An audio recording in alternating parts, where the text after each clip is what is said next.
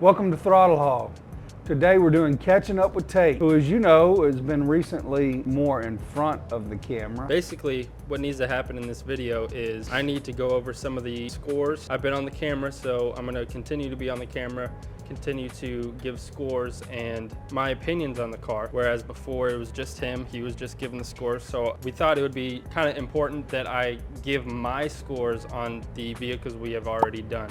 So that's what we're going to do in this video. There's just such an unbelievable number of factors: cost, handling, braking. Cost and acceleration are our biggest factors. Right. So how does it accelerate? It can't Performance and cost. Yes. Performance to cost ratio is one of the biggest things we base. The Huracan, though, was the first one that had a huge deal with sound. The sound of that car actually played into my review. Because the sound is a part of the experience. Yes. I mean, sound played a big part of the C8. Yes, it did.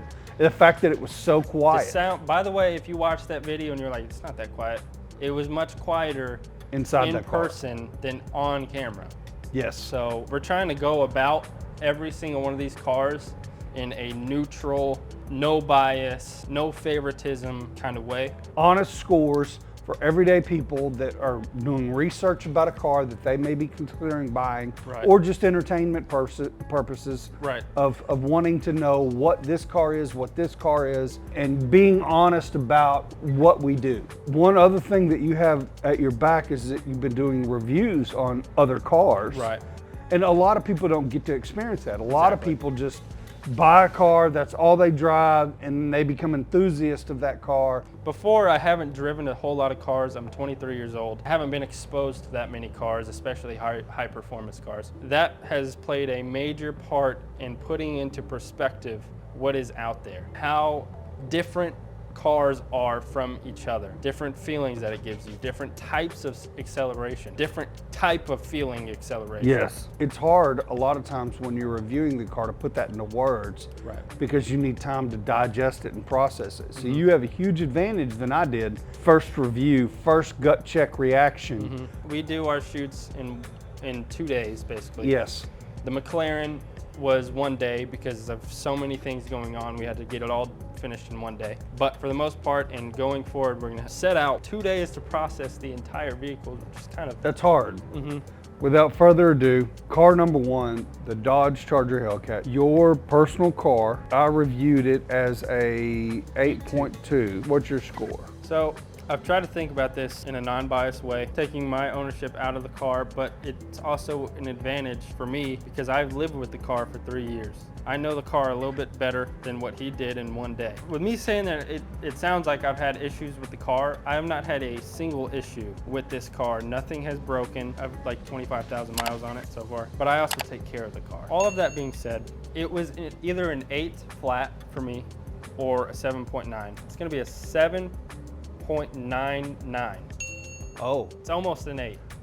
I love that. And by the way, we consider flat scores rookie scores. We don't ever want to give an 8, a 9, a 6. With me being able to drive some of these cars that we've been driving, if you ever get the chance to drive an exotic car like the Lamborghini, especially Lamborghini Huracan, but I've driven these cars and I'm like, it's not even close to that Lamborghini.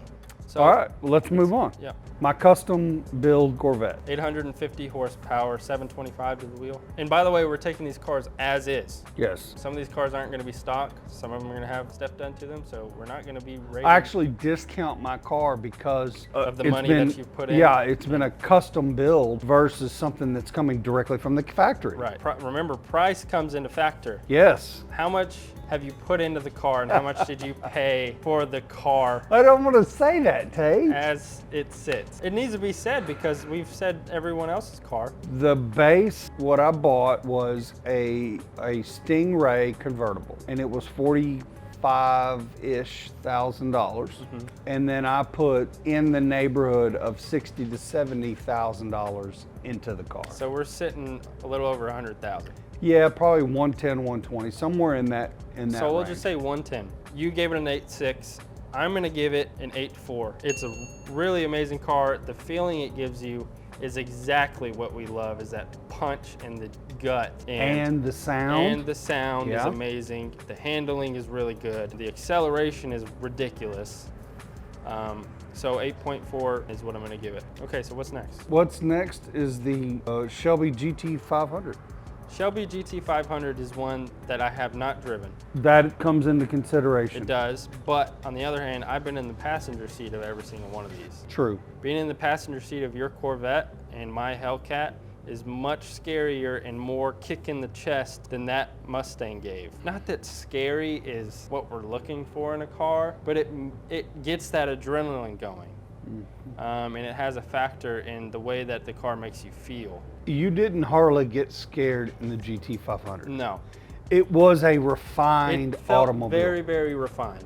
Yes. Same way with the C8. It felt Same way very with refined. what did we just do? McLaren. McLaren. I want to be frightened at the acceleration, and it's a bad term to use because you don't want to be frightened by a car, but I want to be frightened by the acceleration. It's a big part of the feeling that it makes you have Yes, when you're that driving torque, that kick in the gut. With that being said, it's a very refined car. I would give that car a 7.1. So you come in lower where I gave it, which I totally understand, and I could have totally gone there too. I get it. I would give that car a 7.1. It's a really fast car, and I guarantee you if I put it up against my car or something else that's very impressive, I would be like, this is really fast, but when you're in the car, it's not that punch. We give. So what's next? Next is the Lamborghini Evo Spider. Lamborghini Evo Spider is a car that was completely governed. I couldn't rate it. Can't rate it. So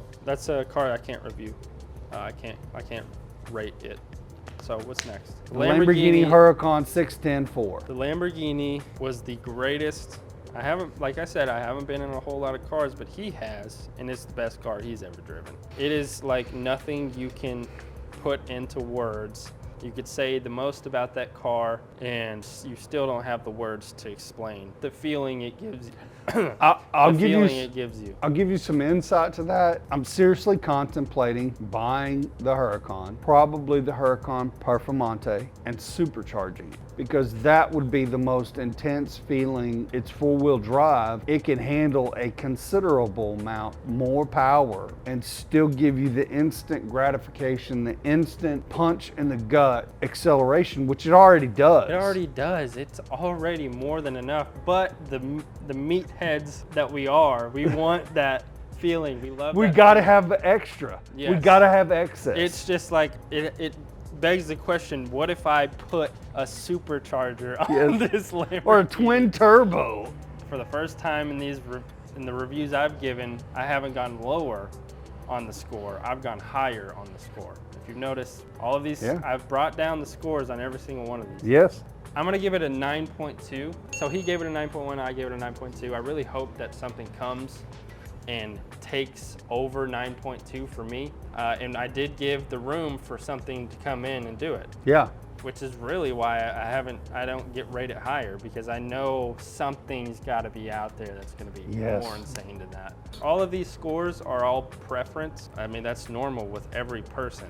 Everyone's gonna have a certain preference. So we move on to the C8.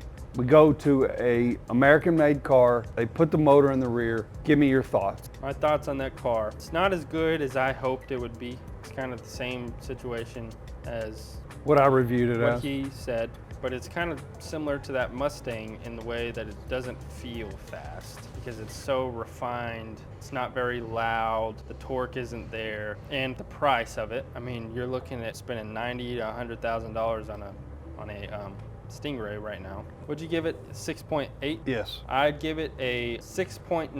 I think it's very, very close to that Mustang. And my score of that C8 would actually go up after reviewing, but you're getting my raw reaction. So it's one of those things that after a little bit of time expires and you get to review it, you really put it in the right. I think, category.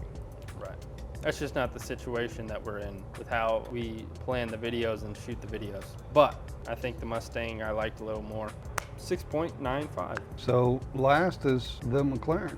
The McLaren. I already rated it. Oh, you did rate it. Can't remember what I rated it, but I rated it in that moment, which we'll keep. I'm not gonna think about it anymore. This is really good. I think that allows our viewers to get caught up with you, your insight to these cars. We have more access than we ever have with GoPros and drones and everything that we're doing to push everybody inside the vehicle as much as possible. And that's what we want. Kind of the way we grew up, we couldn't ever get into the inside of these vehicles. We want to give our viewers an inside take of that. That's what this entire channel is about. It's Yes. trying to get you guys in the head frame that we have whenever we're driving these cars. We're trying to give you the most raw reaction style videos to kind of give you guys an idea of what to expect whenever you go into one of these crazy cars. We want to give you the entire experience, which is kind of why we've set up the videos where it's kind of like a vlog, but it's not a vlog. It's just our raw reactions. So that's basically it, right? Well, You're wrapping it up this time. I'm wrapping it up. Listen guys, if you don't know, YouTube has set up their platform where if you like the video, it pushes it out to more people and it lets more people see our videos. Me and him would really appreciate it if you guys would hit the like button. Allows us to grow, allows us to keep making these videos. We're hoping to get monetized soon. Also subscribe, turn on post notifications, and that way you're notified every time we upload a video and you can share it with your friends. That would be awesome. That's basically it. That's the video. Thank you guys for watching.